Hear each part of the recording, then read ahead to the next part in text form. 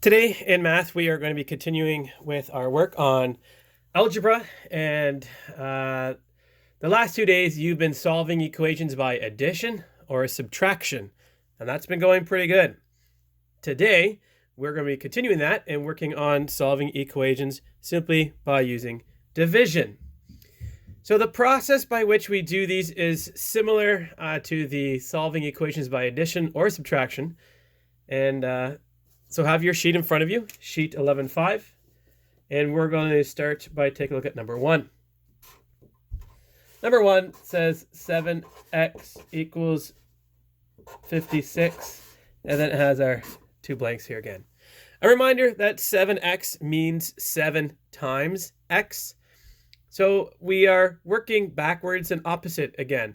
So every question today will have like a 7x or a 3x or something where it's 7 times something.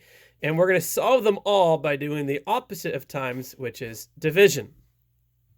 So I start with 7x equals 56. My first blank, I want to know what number am I going to divide by. And I'm going to divide by whatever number is in front of my unknown. So I have 7 here. And then my answer, so it's 56 divided by 7 is 8. Let's drop down to number 5. And number 5 is 8x equals 40.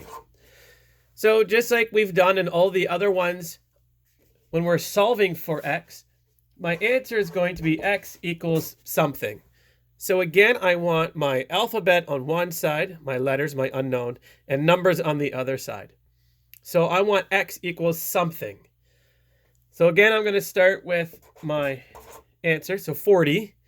And now because we're solving by division, I'm going to do 40 divided by whatever number is in front of the x, which is 8.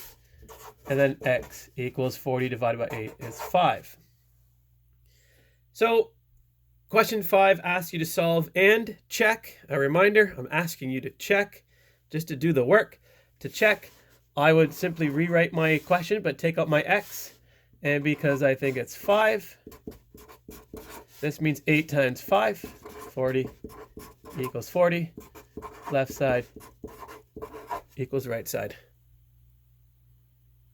All right, let's do one more. Let's go down to number 13.